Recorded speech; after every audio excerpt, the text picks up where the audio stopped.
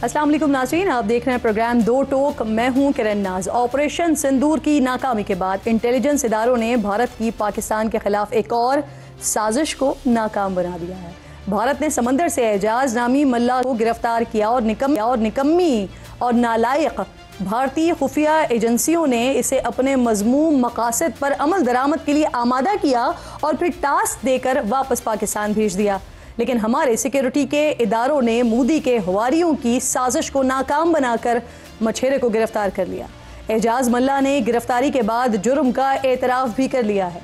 दूसरी तरफ नाज़रीन, जमीयत उलमा इस्लाम के सरबराह मौलाना फजल रहमान मुसलसल हुकूमत से नाराज़ नज़र आ रहे हैं। कल उन्होंने वज़ीर आला पंजाब मरियम नवाज़ के इमाम मस्जिद के लिए वजीफ़ा मुकर्रर करने के फ़ैसले पर शदीद तनकीद की और इसे मुस्तरद कर दिया। तो आज मौलाना फजल रहमान साहब जामिया खैरुल मदारिस मुल्तान में तहफ़्फ़ुज़ मदारिस दीनिया कन्वेंशन से खिताब में कह रहे थे, मदारिस और उलमा के तहफ़्फ़ुज़ के लिए बाहर निकलने के लिए तैयार हैं। उन्हें मजबूर न किया जाए कि वो पूरे मुल्क से मार्च करते हुए इस्लामाबाद की तरफ रवाना हो जाएं।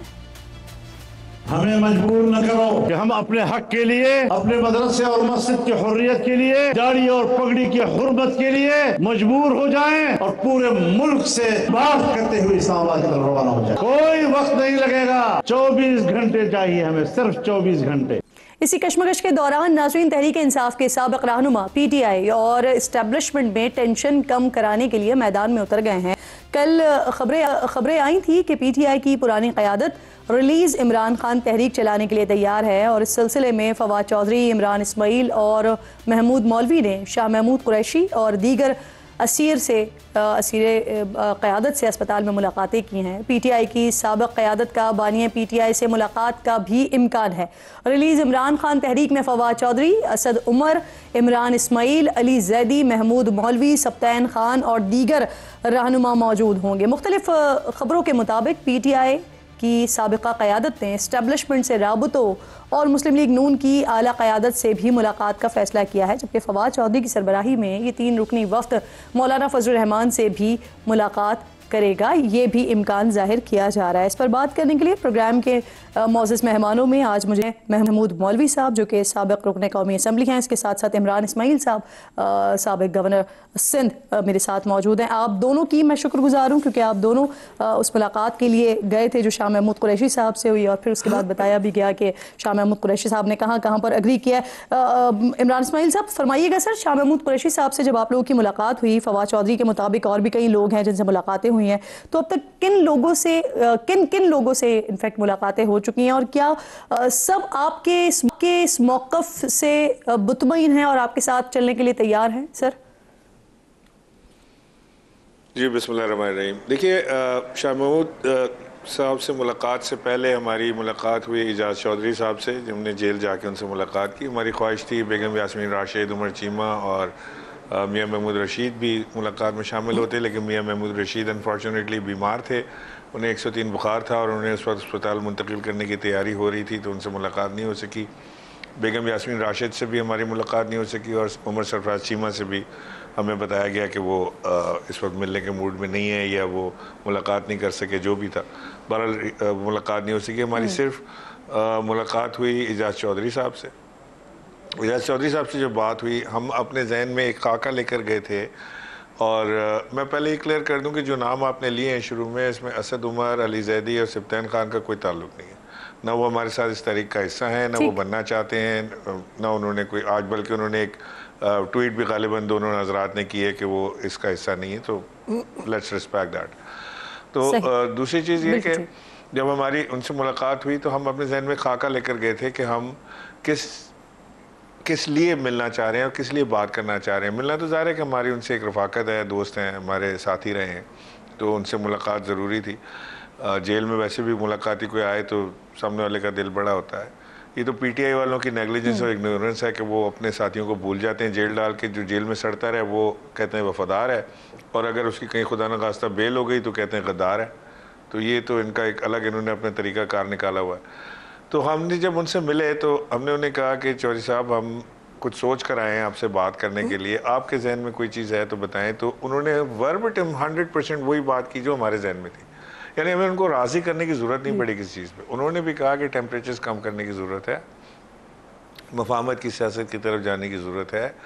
ये जो लड़ाई की सियासत है, ये इससे नुकसान पहुंचा है, ख़ुद इमरान खान को नुकसान पहुंचा है, पार्टी को नुकसान पहुंचा है। लोगो नहीं रहा, इलेक्शन में पार्टी का झंडा नहीं रहा, पार्टी का नाम नहीं रहा, उसके बाद लोगों को संभालना मुश्किल हो गया, लोगों की फैमिलीज़ दरबदर हो गई। लोग, आप हमारे जो वर्कर्स हैं जिनके पैर में जूती नहीं है, उनके पास वकील तक नहीं है, वो रुल रहे हैं सारे।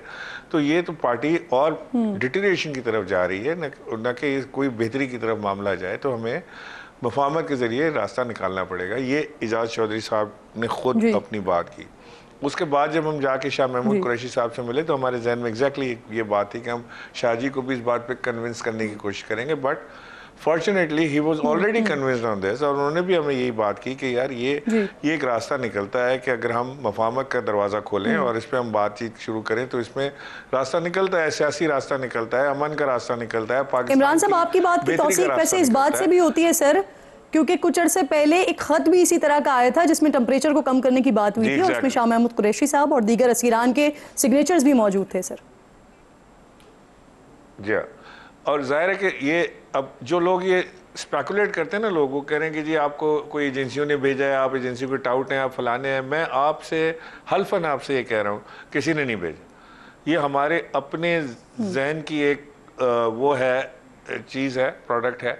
इसको हम लेकर चल रहे हैं। ख्वाहिश इतनी है कि मुल्क में अमन में पीटीआई का भी किरदार हो, मुल्क की तरक्की में भी पीटीआई का किरदार हो, और पीटीआई को लेवल प्लेइंग फील्ड जैसे दूसरी जमातों को मिल रही है इनको भी मिले।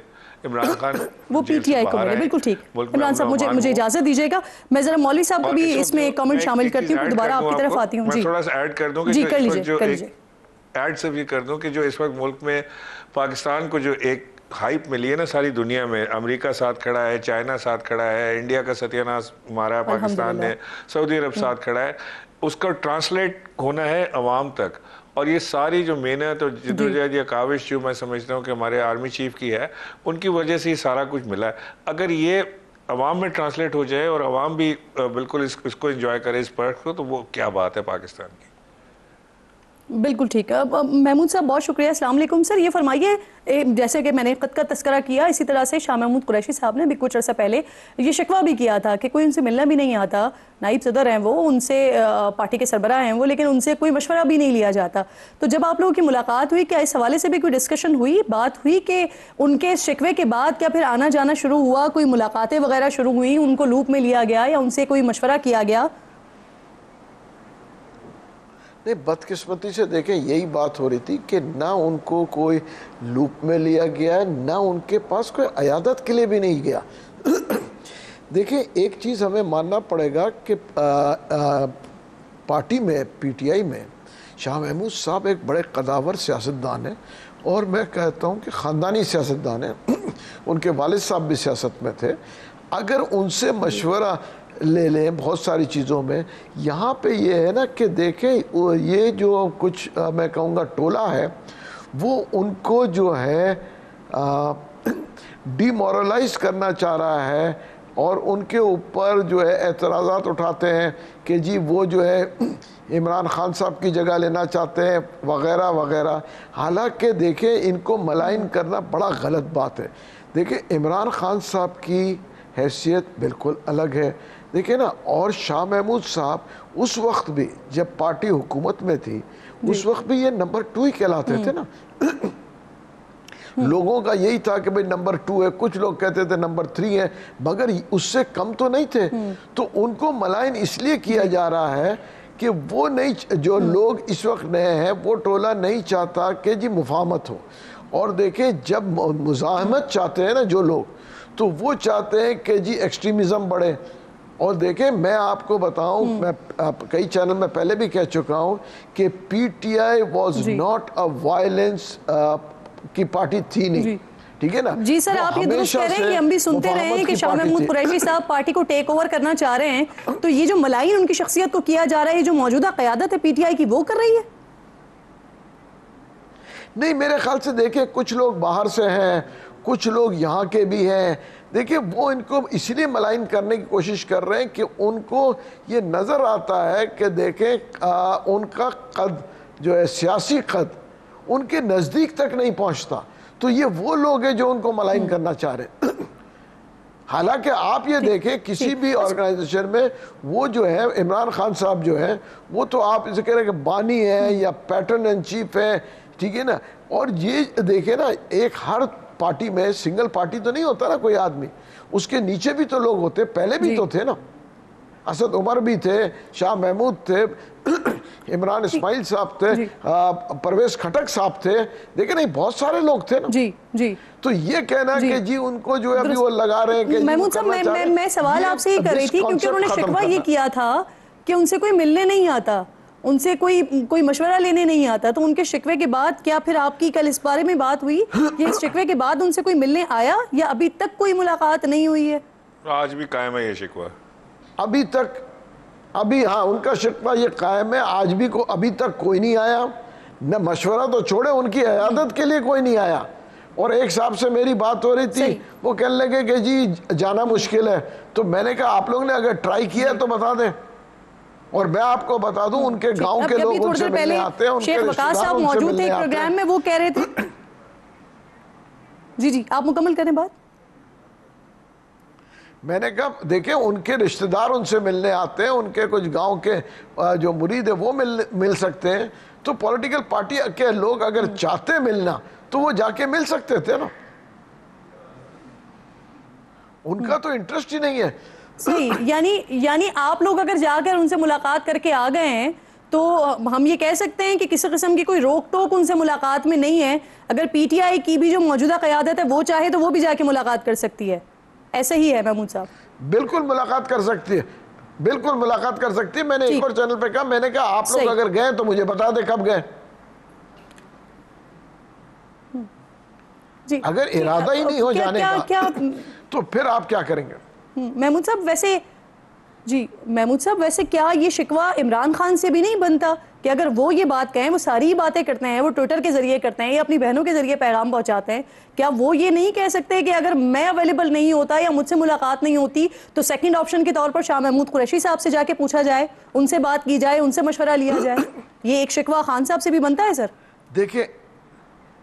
देखिए ये मैं कहूँगा इस वक्त, देखिए मैं ये नहीं कह सकता हूँ कि शिकवा बनता है या नहीं बनता, क्योंकि मैं पीटीआई में हूँ नहीं, ठीक है ना। ये तो पीटीआई में जो लोग हैं वही बताएं, ठीक है ना। और ना मेरा जो है ना इस वक्त इसके ऊपर तज्जिया करना, उसकी वजह ये है कि वो कहेंगे देखिए किसका बनता है नहीं बनता है वो तो आवाम को नज़र आ रहा है ना। देखिए लोग जो देखिए जो मैंने अभी भी कह रहा हूँ कि ये जो वायलेंस के लोग हैं, आप जो है पीटीआई को तो बड़ा शौक है गैलप कराने का, इसका कराने का, गैलप करा लें कि देखें पार्टी में कितने % लोग हैं जो इस वायलेंस को चाहते हैं और वायलेंस की सियासत को एक्सेप्ट करना चाहते हैं, कितने % है। सही नजर आ जाएगा कि वायलेंस वाले कितने हैं और मुफावत वाले कितने हैं। जी इमरान साहब, मुझे नहीं पता कि आप इस पर कमेंट करना चाहेंगे या नहीं, क्योंकि मैंने खुद देखा है, आप कितने करीबी रहे हैं खान साहब से, तो आप समझते हैं कि क्या खान साहब से भी एक शिकवा करना बनता है कि अगर वो खुद अवेलेबल नहीं होते हैं या खुद उनसे मुलाकात नहीं करवाई जाती है तो शाह महमूद कुरैशी साहब से मिला जा सकता था, उनसे मशवरा लिया जा सकता है, ये खान साहब हिदायत जारी कर सकते हैं, लेकिन उनकी तरफ से नहीं की जा रही है। लेकिन खान साहब ने कई बार ये बात की है कि आप लोग आपस में बैठ के मशवरा करें, लाएमल तय करें और फिर आए। आपस में कौन बैठेगा? ये जो लीडरशिप इस वक्त मौजूद है ये गैर सियासी लीडरशिप है। इन्होंने कभी कोई पार्टी चलाई नहीं और पाकिस्तान की सबसे बड़ी पार्टी इनके हाथ में पकड़ा दी गई। अब ये इनके जहन में भी ये गुजरता नहीं कि भाई एक पार्टी का वाइस चेयरमैन है जो जेल में पड़ा हुआ है, जिससे मुलाकात हो सकती है, जो अस्पताल में पड़ा हुआ है जिससे मुलाकात हो सकती है, उससे जाके मशवरा तो कर लो, मत समझना, मत बात मानना। उसकी बात ले जाके इमरान खान तक पहुंचा सकते हो, तुम ही वायर मीडिया बन सकते हो, बिकॉज तुम ही 6 लोग जाते हो। अभी 6 लोगों की लिस्ट पर लड़ाई हो रही है कि जी मेरी लिस्ट वाले लोग जाएंगे कि तेरी लिस्ट वाले लोग जाएंगे। वो खान साहब के पास जाएंगे, इसको कमेटी से निकाल दें, इसको कमेटी में डाल दें, इसको सदर लगा दें, इसको सदारत से निकाल दें। बच्चों का खेल बनाया हुआ है, पार्टी का मजाक बना के रख दिया इन लोगों ने।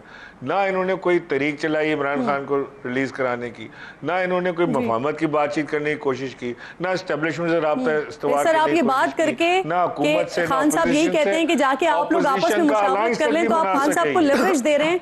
लेकिन इमरान साहब, खान साहब की हिदायत और खान साहब के मशवरे के बगैर या खान साहब की कही हुई बात के अलावा तो कुछ और नहीं होता ना पीटीआई में सर। एब्सोल्युटली नहीं होता। तो क्या खान साहब ने, आप मुझे ये कह रही हैं कि खान साहब ने इनको रोका है कि आप जाके उन लोगों से ना मिलें, किसी की इयादत ना करें, कहा किसी भी से तो नहीं ना मशावरत सर। ना करें, किसी से बात ना करें? नहीं, मुझे नहीं पता कहा है कि नहीं कहा, लेकिन इतनी अक्ल तो उनके अंदर खुद होनी चाहिए। या तो जी। इमरान खान अगर नहीं हाँ, पसंद करते अयादत तो के लिए तो हटा दें उन लोगों को एब्सोल्युटली ओहदे से, ऐसा भी जी नहीं है। उनकी बिल्कुल ठीक। कुर्बानियां अच्छा मुझे ये हैं, वो फरमाइए इमरान उनकी साहब। उतनी कुर्बानियां हैं पार्टी में जी जितनी और किसी की कुर्बानियां हैं। जी जी बिल्कुल ठीक। अच्छा सर, क्योंकि आप लोग बात कर रहे हैं कि इसी सारे तनाजुर में अब जो हुक्मरान इत्तेहाद है यानी मुस्लिम लीग नून और पीपल्स पार्टी, इनसे भी मुलाकातें होंगी। JUIF के हवाले से भी खबरें आ रही हैं कि उनसे भी रब्ता किया जाएगा, ये एक जो इस वक्त टेम्परेचर है इसको कम करने के लिए। अब मज़ीद किन लोगों के पास जाने का प्रोग्राम है आप लोगों का? देखिए, हमारी जो, मैं आज सुबह से मेरी बातचीत चल रही है, हमारी पार्टी के बहुत सारे सीनियर लोग, दोस्त जिनसे राब्ता टूट गया था, उन्होंने खुद कॉलें की हैं, बात की है, उन्होंने अप्रिशिएट किया है इसको, कईयों ने अप्रिशिएट किया, मोस्टली लोगों ने अप्रिशिएट किया कि यही रास्ता है एक जिससे हम निकल के इस भंवर से निकल सकते हैं। और कई दोस्त ऐसे हैं जो मुलाकात भी करना चाह रहे हैं। तो नाम लेना फ़िलहाल मुनासिब नहीं है, बिकॉज बहुत सारे लोग डरते भी हैं इस बात से कि जी हमारे ऊपर तो लेबल लगाते हैं ना कि ये एजेंसियों के टाउट हैं, तो फलाने हैं, दंके हैं, लेकिन वो साथ में वो एग्री भी कर रहे हैं, तो वो डरते भी हैं इस चीज़ से कि उनके ऊपर लेबल ना लग जाए या कोई ऐसी चीज़ ना हो जाए। हम बगैर खौफ व ख़तर के हम चल रहे हैं। मैं आपके प्रोग्राम पे हल्फन ये अच्छा बात सर, कह ये रहा जो हूँ, मुस्लिम लीग नून के कुछ रहनुमाओं से आपकी मुलाकात हुई या आपकी बात हुई? मैं आपके प्रोग्राम पे जी कहने सर, लगा। जी प्लीज़ कंप्लीट करें। मैं कह रहा था कि मैं आपके प्रोग्राम पे हल्फन ये बात कह रहा हूँ कि ना मुझे किसी ने अप्रोच किया कि जी जाके आप ये बात करें, ना किसी एजेंसी ने मुझे कहा, ना MI ना SI ना किसी ने मुझसे नहीं कहा। ये मेरे अपने जहन की एक इख्तरा है कि मैं चाहता हूँ कि हम एक नॉन वायलेंस सियासत की तरफ अगर हम जाएंगे, हम अगर एक कॉम्प्रोमाइजिंग सियासत की तरफ जाएंगे, हम ऐसी सियासत की तरफ जाएंगे कि जिससे हमें कोई रिलीफ मिले, पाकिस्तान को रिलीफ मिले, लोगों आवाम को रिलीफ मिले, तो हम वो काम करते हैं। मैंने महमूद मौलवी को इस पर राज़ी किया, महमूद भाई ने कोई रास्ता निकाला, हमारी मुलाकात करा दी। मैं बड़ा मशकूर हूँ उनका कि उन्होंने इसको लीड किया इस सारी एफर्ट को, और वो अभी भी कर रहे हैं। तो मैं चाहूँगा कि करते रहें ताकि गवर्नर इस साहब मामले को हम आगे लेकर जाएं। ये इस सिचुएशन के लिए ना, ये टेम्परेचर को कम करने के लिए इमरान साहब 9 मई पर माफ़ी भी मांगनी पड़ेगी सर।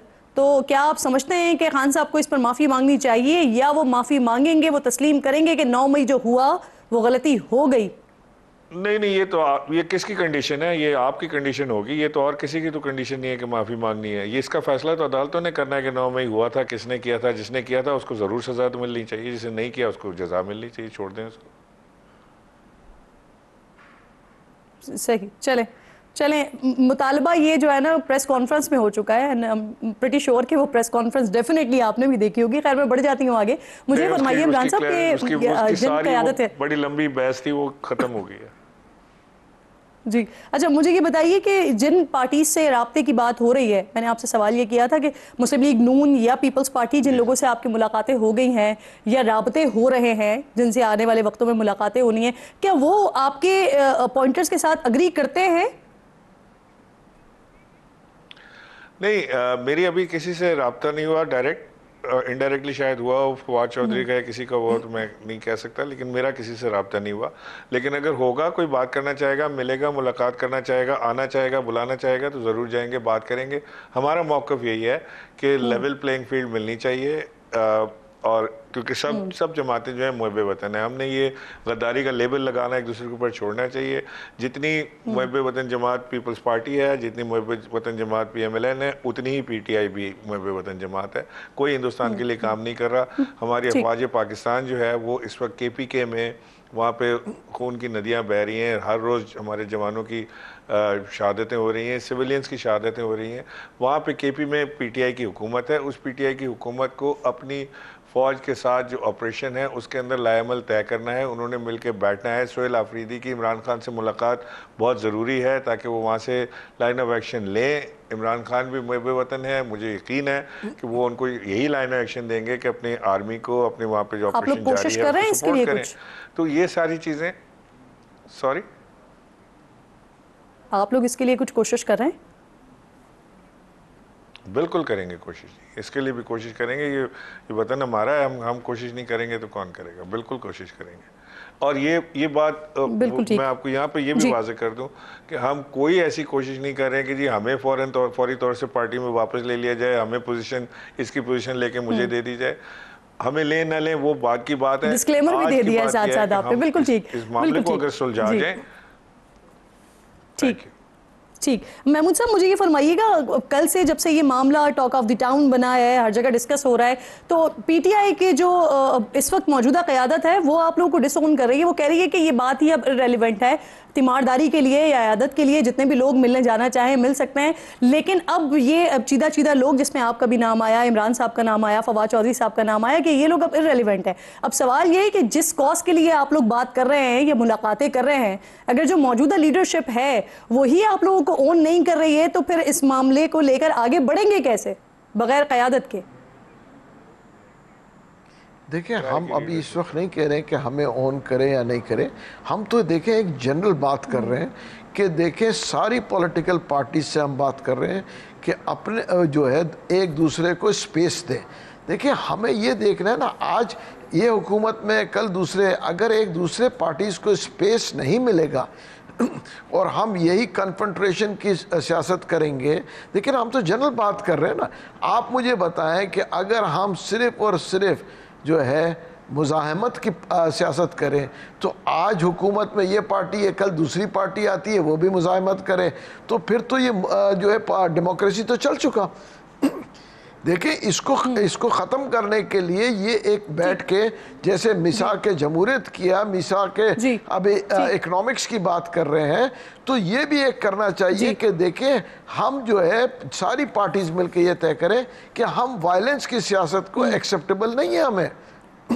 और सर, खान साहब की रिहाई में महमूद साहब एक जो बड़ी वजह रुकावट जो है जो समझी जाती है वो उनके सख्त बयानात हैं, उनके सोशल मीडिया पोस्ट हैं, जिसके बारे में कई बार खबरें आती रहीं कि 2 से 3 बार ऐसा हुआ कि मामला बिल्कुल आखिर तक पहुंच गए, लेकिन अगले दिन या तो उन्होंने कोई बयान दाग दिया या उनकी तरफ से कोई सोशल मीडिया पोस्ट आ गई कि जिसके बाद मामला फिर खटाई में पड़ गया। तो क्या आप लोगों का खान साहब के पास जाने का भी इरादा है और उनको इस बात पर कन्विंस करने का इरादा है कि टेम्परेचर कुछ वो भी कम करने की कोशिश करें?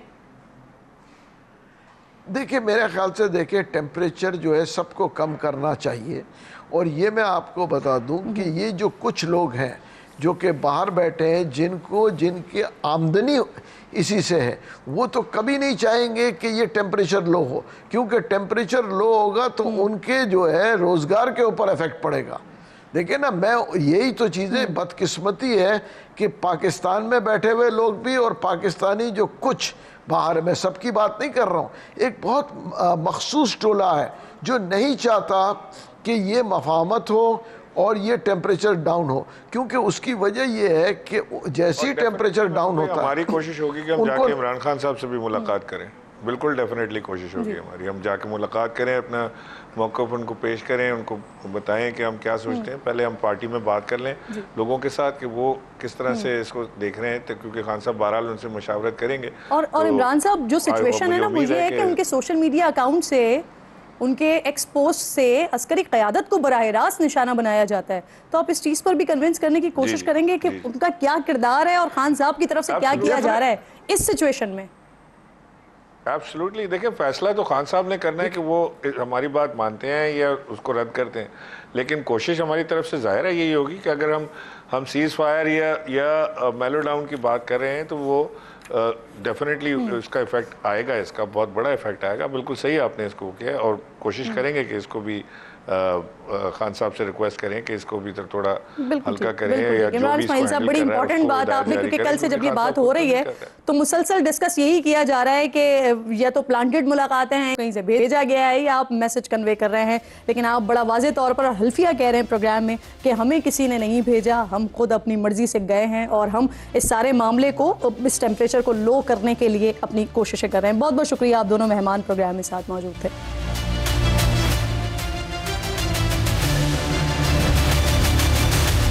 प्रोग्राम में एक बार फिर आपको खुशामदीद कहूँगी। शेख वकास अकरम साहब मुझे ज्वाइन कर चुके हैं ब्रेक से पहले। जो लोग मुलाकात करके आए हैं, शाह महमूद कुरैशी साहब से, वो साथ मौजूद थे। तो इसी हवाले से पहला सवाल शेख साहब आपसे कर लेती हूँ। जो मुलाकात हुई है, वो कह रहे हैं कि इस मुलाकात का जो मकसद है वो मुज़ाकरात के लिए राह हमवार करना है, जिसके लिए वो नून लीग के रहनुमाओं से और मौलाना फजल रहमान साहब से भी मुलाकातें करेंगे। पाकिस्तान तहरीक इंसाफ कैसे देख रही है शेख साहब इस मुलाकात को? पीटीआई के नज़र से ये टोटल इररेलेवेंट मुलाकात थी। कुछ कोलीग थे जिन्होंने मैनेज किया, शाह महमूद साहब को मिले उनकी तीमारदारी के लिए।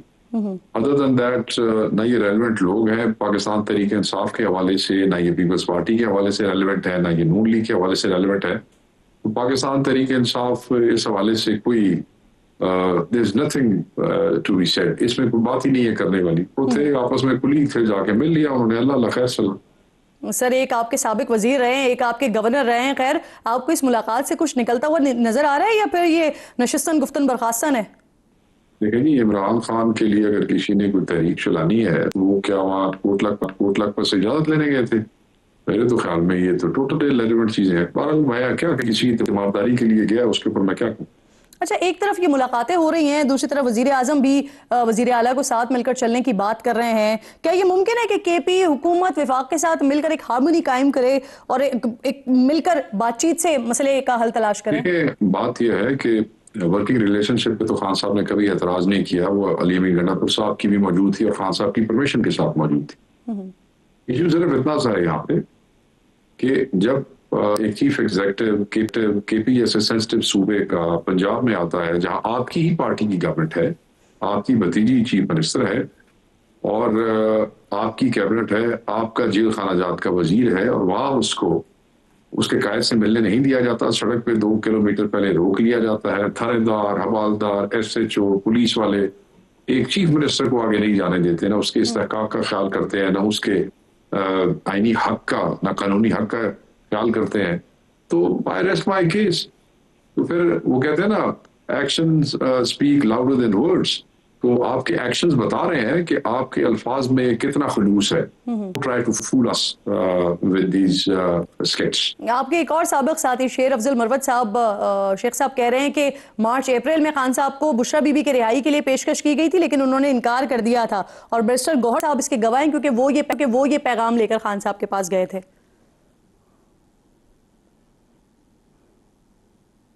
देखिए मेरे इल्म में तो नहीं है शेर अफजल साहब ने क्या गुफ्तगू की है और इसके मंदरजात क्या है। मैं गौर साहब से जरूर इस पर पूछ लूंगा, मगर on the face of it जो आपने बात की है मैं जरूर कह सकता हूँ कि खान साहब न कभी किसी डील के हक में थे, ना है और ना रहेंगे। ना वो ये अपने लिए पसंद करते हैं और उनकी जौजा जो है वो भी उन्हीं की तरह गैरतमंद खातून है, वो भी खावत की तरह डटी हुई है। मैं नहीं समझता कि वो इस किस्म की कोई चीज़ कबूल करते। तो बाकी उस मुलाकात में क्या गुफ्तगू हुई है ये शेर अफजल साहब समर साहब से मैं पूछ लूंगा, मेरे इल्म में नहीं है। सर आप कह रहे हैं कि वो गैरतमंद है, डील की बात नहीं करते हैं, लेकिन चंद दिन पहले खान साहब का ही एक्सपोज था, अफगानिस्तान के मामले पर हल करने के लिए पेरोल पर रिहाई मांग रहे थे। देखिए मैं आपको बताता हूँ, पेरोल पे उन्होंने बात की थी, उन्होंने एक दूसरे पड़ोसी मुल्क के साथ जो क्राइसिस सिचुएशन क्रिएट होगी, जंग जो छिड़ गई, उस हवाले से उन्होंने कहा था कि हम क्योंकि हुकूमत रखते हैं केपी के अंदर अपना किरदार अदा कर सकते हैं, तो उस पर उन्होंने ऑफर की थी। तो अपनी जात के हवाले से ऑफर नहीं की थी। पेरोल का ये मतलब नहीं है कि केस माफ हो जाएगा, खत्म हो जाएगा तो माफी हो जाएगी। So he offered himself, okay fine, but उसका मतलब नहीं है कि वो किसी डील पे वो आना जाना चाहते थे। शेख साहब आप लोग कहते हैं कि इमरान खान की पार्टी में वो कुछ होता है जो इमरान खान कहते हैं, तो इमरान खान ने ये भी कहा हुआ है कि आप तमाम लोग जो इंटरनल इश्यूज हैं वो सोशल मीडिया पर ना लाएं, लेकिन अभी सलमान अकरम राजा साहब, मुशाल यूसुफजई साहिबा, अली जफर साहब एक दूसरे पर तनकीद कर रहे हैं। सर क्या हो रहा है ये? People are free to express themselves, मगर जिन बंदों के पास अपने ओहदे होते हैं, जिम्मेदारियां होती हैं, वो एक पार्टी के डिसिप्लिन के तहत उनको ख्याल करना होता है। तो ये we leave it to Khan साहब, क्योंकि ये सभी पार्टी के सीनियर लोग हैं, ओहदेदार हैं। मैं वैसी इंफॉर्मेशन सेक्रेटरी इस पर बात नहीं कर सकता। मैं तो यही कह सकता हूँ कि खान साहब तक ये सारी चीजें पहुंचती हैं, वो खुद इसका फैसला कर देंगे या तस्वीरें वो खुद कर लेंगे, इसके ऊपर सॉर्ट कर लेंगे सबको। सर ये जो लिस्ट वाला मामला हुआ है ना, इस पे अली जफर साहब के मुताबिक खान साहब ने लिस्ट की जिम्मेदारी उन्हें दी थी, सलमान अकरम राजा साहब कहते हैं ये उनकी जिम्मेदारी है। आप पार्टी के सेक्रेटरी इत्तलात हैं, जिम्मेदार शख्सियत हैं। सर अदालती हुक्म के भी मुताबिक और पार्टी की अपनी पॉलिसी क्या है इस हवाले से, लिस्टें जारी करने के हवाले से? सर मुलाकात देखिए बात यह है कि फोकल पर्सन मुकर्रर हुए थे, लिस्ट तैयार करते थे जो है वो जो अदालत की तरफ से हुए थे, वो मजोता साहब थे, गौर साहब थे और राय साहब का नाम था जो हाई कोर्ट से ऑर्डर थे।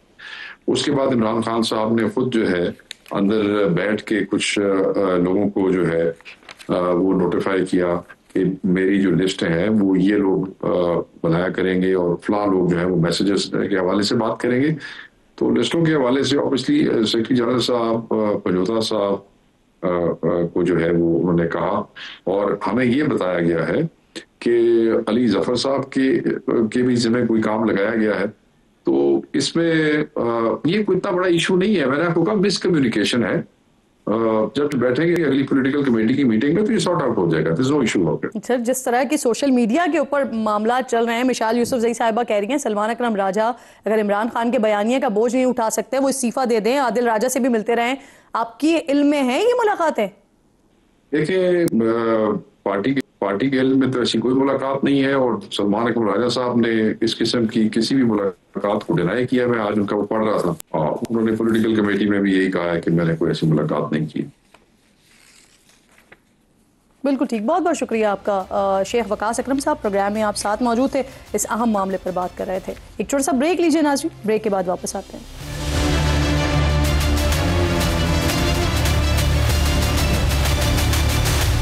प्रोग्राम में एक बार फिर नाज़रीन आपको खुशामदीद कहती हूँ। बच्चा पैदा होता है तो कुछ महीनों बाद घुटनों के बल चलने की कोशिश करता है, साल का हो जाता है तो फिर खड़ा होने की कोशिश करता है, कुछ वक्त गुजरता है तो पहले सहारे के साथ कदम उठाता है, फिर बगैर सहारे के पैर आगे बढ़ाता है और आखिर में अपने दम पर दौड़ने लगता है। लेकिन अगर किसी को 2 साल होने वाले हों, दौड़ना तो दूर बगैर सहारे के चल ना पाए तो फिर तशवीश बनती है, इलाज ज़रूरी हो जाता है। लेकिन बकौल शाद लखनवी के मरज़ बढ़ता गया जूजू दवा की। मौजूदा हुकूमत को आए 2 साल होने वाले हैं, लेकिन सरकार अब तक बड़ी इस्लाहात करने में नाकाम नजर आती है। शाहाना अखराजात जूं के तूं मौजूद हैं, इनमें रत्ती बराबर भी कमी नहीं आई है, बल्कि गुलशन का निज़ाम चलाने के लिए गुज़िश्ता 1 साल में मजीद 10,000 अरब रुपए का कर्ज ले लिया गया है। हालांकि शरह सूद में कमी की वजह से हुकूमत को 888 अरब रुपए की बचत हुई है। अगर इन सब को मिला लिया जाए तो पाकिस्तान का मजमूई कर्ज 84,000 अरब से ज़ायद पहुँच चुका है। वजारत ख़जाना के हुकाम खुद ये एतराफ़ कर रहे हैं कि कर्ज़ों की अदायगी में सबसे बड़ा ख़तरा माशी सुसरवी है। दूसरी जानिब टैक्स शॉर्टफॉल भी बढ़ता जा रहा है। जुलाई से अक्टूबर यानी माली साल के पहले 4 महीने में FBR को टैक्स कलेक्शन में 270 अरब के शॉर्टफॉल का सामना है।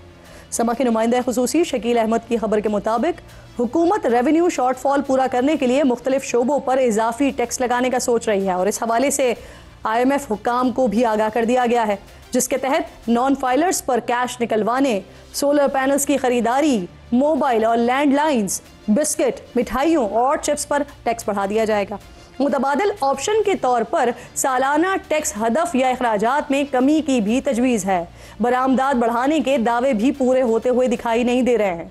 बरामदात नीचे आ रही हैं, दरामदात ऊपर जा रही हैं। माली साल की पहली सहमाही में मुल्की बरामदात में 3.83% की कमी आई है, जबकि दरामदात में 13.49% का इजाफा हुआ है। तिजारती खसारा मुंह चढ़ा रहा है, करंट अकाउंट खसारा खतरे की घंटी बजा रहा है, जिससे एक बार फिर पाकिस्तान के बूम एंड बस्ट साइकिल में फंसने का अंदेशा पैदा हो गया है।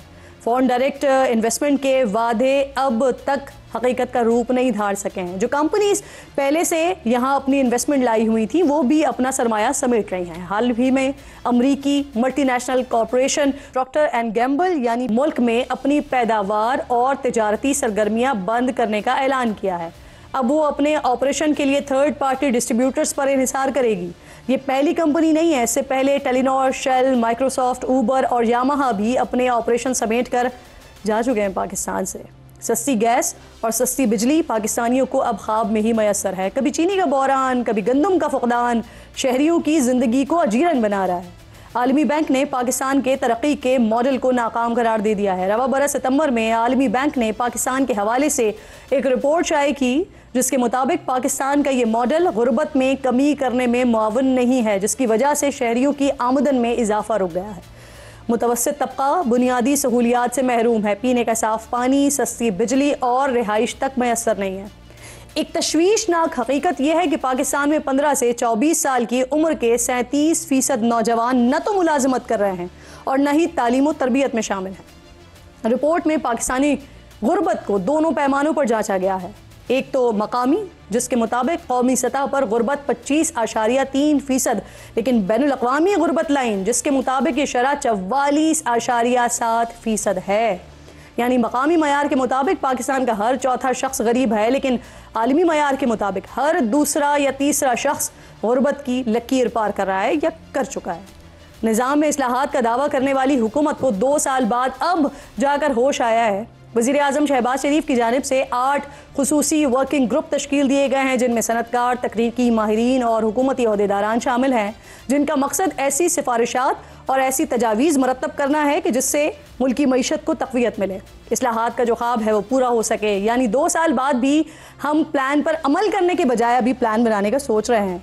इसमें भी कामयाबी मिलती है या नहीं, इसका फैसला तो यकीनन वक्त करेगा, लेकिन उम्मीद यही है कि इसका हशर माजी की तरह नशस्तन गुफ्तन बर्खास्तन ना हो। अगर रोड मैप आए तो उस पर अमल भी हो जाए, ताकि पाकिस्तान माशी तौर पर सिर्फ अपने कदमों पर खड़ा ना हो, बल्कि खित्ते के तमाम ममालिक को छोड़ते हुए आगे निकल जाए। प्रोग्राम में क्विकली नाज़रीन आगे बढ़ेंगे और अब बात करेंगे कि गोलियों से छलनी 100 बजा लाशें पड़ी हैं। बदतरीन तशद्दुद से ज़िंदगी और मौत के बीच झूलते इंसान, दहशत और वहशत के खून जमा देने वाले मनाज़र। ये खौफनाक मंजर कशी है सूडान के शहर अल-फाशर की, जहाँ गुज़िश्ता 6 दिनों के दौरान 2000 से ज़ायद अफराद हलाक हो चुके हैं। सूडान में खाना जंगी का रिकॉर्ड रखने वाले ग्रुप ने बदतरीन सूरत हाल को हकीकी नस्ल कुशी करार दिया है। अक़वाम मुत्तहिदा के दफ्तर बराए इंसानी हुकूक ने बड़ी तादाद में शहरियों की हलाकत में इजाफे का खदशा जाहिर किया है। ये सारा मामला है क्या, ये आपको बताती हूँ।